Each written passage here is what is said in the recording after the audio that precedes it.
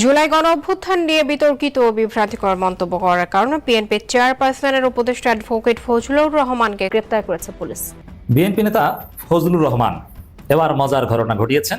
এবার খেলা হবে, বিরাট সুখবর দিই। অতএব ফজু পাগলার রাজনীতি জয় বাংলা হয়ে যাচ্ছে, এটা একটা সুখবর। রাস্তাঘাটে স্যাঁচা খাবেন, জনগণের জুতার বাড়ি খাবেন, মবের শিকার হবেন। গাছটা যেমন ফলটা তো তেমন হবে, তবে এমন ফলই তো আমরা চাই, কারণ বাঘের ঘরে বাঘ শাবকই হওয়া উচিত। দর্শক, আজকে এমন একটা মিঠা মিঠা খবর নিয়ে আসছি। একটা অংশে আমরা দুর্বল হলেও সমস্যা নাই, বাকি অংশগুলো সক্রিয় অবস্থায় আছে। দুই দিক থেকে ধরছে, কোন দিকে যাবো, কোনো দিকে পালাবার সুযোগ নাই। হেফাজত নেতা মুফতি হারুন ইজহার ভাই ফাঁস করলেন হাসিনা পতনের আসল কারণ, এবং আমি মনে করি যে তার এই কথা 100% সত্য। আমি মনে করি মুফতি হারুন ইজহার ভাই আজকে আমাদের সামনে কঠিন সত্য তুলে ধরলেন। এই পাগলা ফজলুর রহমানকে শুধু গ্রেপ্তার নয়, তার মতো যেগুলো আওয়ামী লীগের বিভিন্ন ভাবে পারপাস সাফ করার জন্য এখন বাংলাদেশের রাষ্ট্রের বিভিন্ন জায়গায় ছড়িয়ে ছিটিয়ে পড়েছে, তাদের প্রত্যেককে গ্রেপ্তার করতে হবে। এবং এদেরকে গ্রেপ্তার করে শুধু আইনের আওতায় আনলে হবে না, এই সবগুলোকে প্যাকেট করে শেখ হাসিনার আতলের কাছে পাঠিয়ে দেন। এগুলো যতদিন থাকবে ততদিন বাংলাদেশে আর আওয়ামী লীগ লাগবে না। এই আওয়ামী লীগকে প্রতিষ্ঠা করার জন্য এরকম একটা টাটকা ফজলুর রহমান থাকলেই বাংলাদেশে আওয়ামী লীগ এমনি এমনি আসবে। যে পাপ বাপকেও ছাড়ে না, কিন্তু এখন এটা অন্যরকম হয়ে গেছে। পাপ বাপকে তো ছাড়েই না, সাথে ছেলেকেও ছাড়ে না আর কি। প্রিয় দর্শক মণ্ডলী, কন্টেন্ট ক্রিয়েটর তহিদুদ্দিন আফ্রিদি গ্রেফতার হয়েছেন। একটা প্রশ্ন আপনাদের কাছে করতে চাই, তহিদুদ্দিন আফ্রিদিকে আপনি কি অপরাধী? প্রিয় দর্শক মণ্ডলী, আপনাদেরকে একটা বিরাট সুখবর দিই। আমার যে সোর্স আছে, অথবা বিএনপির যে মার্কাস, বিএনপির যে কাবা, লন্ডনের সাথে আমার যতটুকু যোগাযোগ এবং বিএনপির হাইকমান্ডের সাথে যে যোগাযোগ বা যতটুকু তথ্য জানি, তাতে খুব শীঘ্রই বিএনপি নেতা ফজলুর রহমানকে বিএনপি থেকে বহিষ্কার করা হবে এবং খালেদা জিয়ার কনসেন্টের ভিত্তিতেই সেটা করা হবে। অতএব ফজু পাগলার রাজনীতি জয় বাংলা হয়ে যাচ্ছে, এটা একটা সুখবর। ফজু পাগলা এবং রুমিন ফারহানার বিরুদ্ধে ছাত্র জনতা জেগে উঠছে। হাসনাত আব্দুল্লাহ তো স্পষ্ট বলেছেন রুমিন ফারহানা হচ্ছে আওয়ামী লীগের, বিএনপির আওয়ামী লীগ বিষয়ক সম্পাদক। আর ফজু পাগলা যে কি সেটা বলার আর অপেক্ষা রাখে না। ফজু পাগলাকে জুতা মারার কর্মসূচি অলরেডি এসেছে। আপনি আলোচনা শুনতে শুনতে হয়তো বা দেখবেন যে জুতা মারা শুরু হয়ে গেছে। পুষ্পত্তলিকা দাহ করা হবে। এবং আপনার লিখে রাখেন, এটাও একটা পার্ট অফ সুখবর, যে ফজু পাগলা যদি ঠিকঠাক মতো না পালাতে পারে তাহলে রাস্তাঘাটে স্যাঁচা খাবেন, জনগণের জুতার বাড়ি খাবেন, মবের শিকার হবেন। মনে রাখবেন, জুলাই যোদ্ধারা যদি মব অফ করে দেন, বন্ধ করে দেন, তাহলেই আওয়ামী লীগ বা আওয়ামী লীগের যে বীজ আছে বাংলাদেশে বিএনপির ঘরে বা বিভিন্ন জায়গায়, এরা জেগে উঠবে। অতএব আমাদের বিপ্লব পূর্ণতা পাওয়ার আগ পর্যন্ত মব বন্ধ করা যাবে না। মবই হচ্ছে আমাদের শক্তি, মবই হচ্ছে প্রকৃতি বিপ্লব। অতএব মব মব করে যত চিল্লা করা, এটা বন্ধ করা যাবে না। যাহা কিছু কল্যাণকর তাই মবের মাধ্যমে হয়েছে। জুলাই বিপ্লবের সত্য অ্যাটলিস্ট এটা। দর্শক, ফজু পাগলার বিরুদ্ধে চারদিকে যেরকম প্রতিবাদের ঝড় এবং তারেক রহমান বিএনপি যেভাবে বেকায়দায় করেছে, ছাত্রদল যেভাবে বেকায়দায় করেছে, এই পরিস্থিতি থেকে উত্তরণের আর কোনো উপায় নেই ফজু পাগলাকে বহিষ্কার করা ছাড়া। আপনারা খুব শীঘ্রই শুনবেন যে বহিষ্কার। এমনকি ঢাকা বিশ্ববিদ্যালয়ে ডাকসু নির্বাচনের উপরে প্রভাব পড়েছে। যেমন শিক্ষার্থীরা প্রশ্ন ছুড়ে দিয়েছে যে এবার ডাকসুতে জিততে হলে শুধু শিক্ষার্থী বান্ধব হলে হবে না, কারণ এখানে সবাই শিক্ষার্থী বান্ধব, এখানে ফ্যাসিস্টদের দালাল নাই, আওয়ামী লীগ নাই। এমনকি জুলিয়াস সিজার সেও ছাত্রলীগের বিরুদ্ধে, সাবেক ছাত্রলীগ হলো। এখানে ফ্যাসিবাদের বিরুদ্ধে জুলাই পক্ষের শক্তি হতে হবে, জিততে হলে প্রথম কন্ডিশন হচ্ছে এটা। এখন ছাত্র দলের যারা ইলেকশন করছে ডাকসুতে, তারা কি জুলাইয়ের পক্ষের শক্তি না বিপক্ষের শক্তি, এটা তাদেরকে প্রমাণ করতে হবে।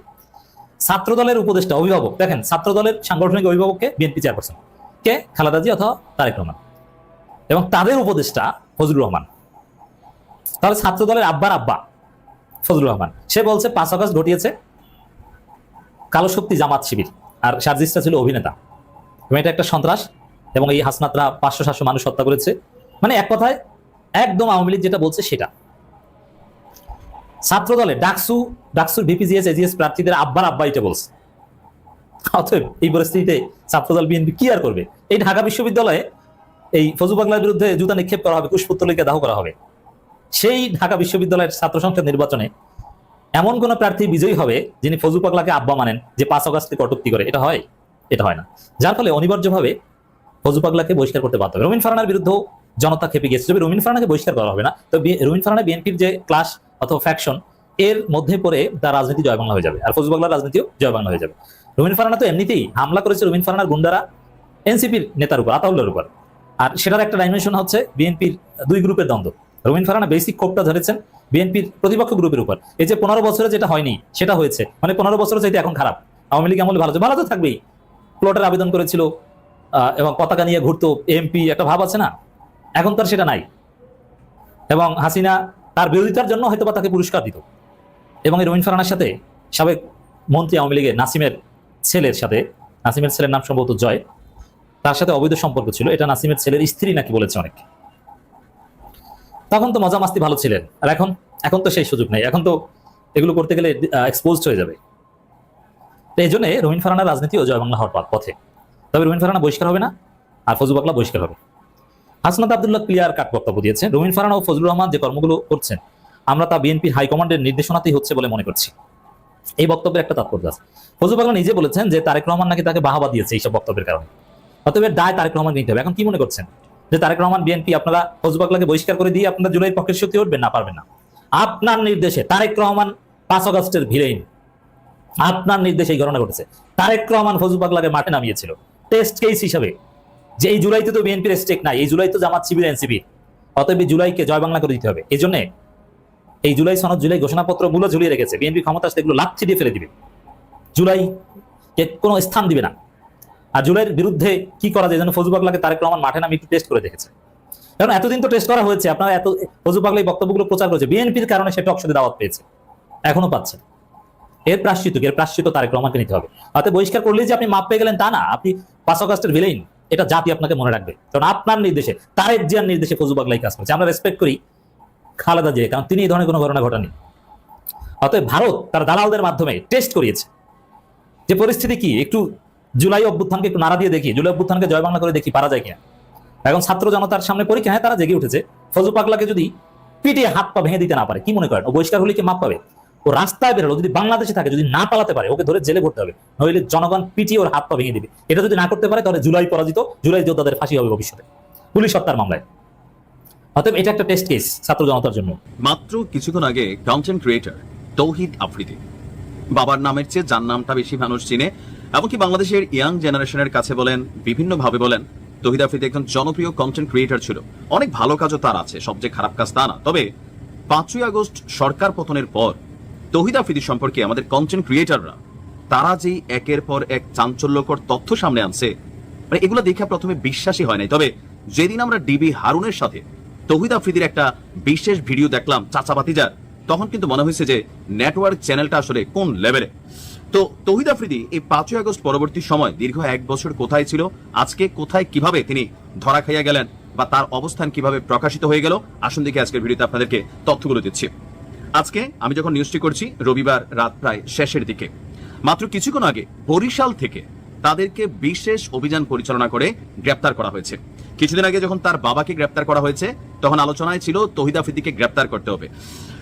আপনার বরিশাল কোতোয়ালি মডেল থানার ওসি যিনি আছেন মিজান ভাই, তিনি বলছেন যে বরিশাল নগরীর বাংলা বাজারে যে এরিয়া আছে সেখানে তৌহিদ আফ্রিদির অবস্থান প্রযুক্তির মাধ্যমে শনাক্ত করা হয়েছিল, এবং কি তথ্য ছিল যে তৌহিদ আফ্রিদি আছে। তো কোথায় আছে?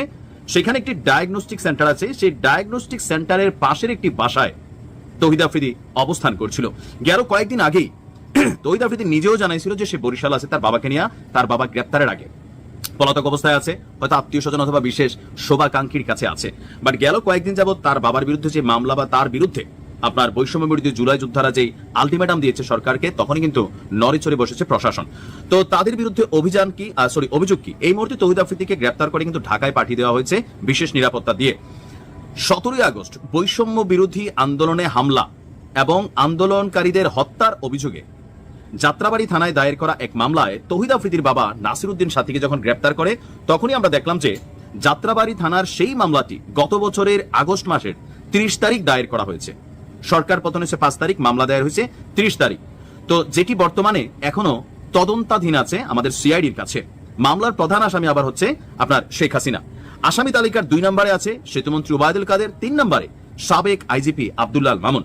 তো এখন তৌহিদ আফ্রিদি আসলে বা তার বাবা এই মামলার কতটুকু গুরুত্বপূর্ণ আসামি, আমরা যদি তালিকা দেখি, তালিকার 11 নম্বর আসামি হচ্ছে তৌহিদ আফ্রিদি, এবং 22 নম্বর আসামি হচ্ছে তার বাবা নাসিরউদ্দিন সাথী। এছাড়া আরো এখানে 25 জনকে আসামি করা হয়েছে, অজ্ঞাতনামা 150 জনকে আসামি করা হয়েছে।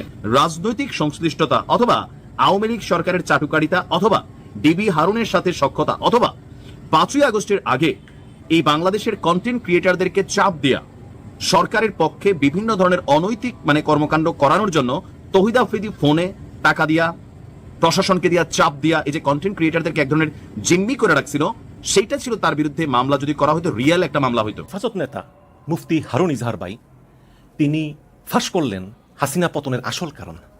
এবং আমি মনে করি যে তার এই কথা 100% সত্য। দেখুন, হাসিনা এত শক্তিশালী, ভারত সমর্থনে আছে, পুলিশ আছে, আর্মি আছে, বিজিবি আছে, র্যাব আছে, আর্মির কাছে ভারী ভারী মেশিন গান আছে।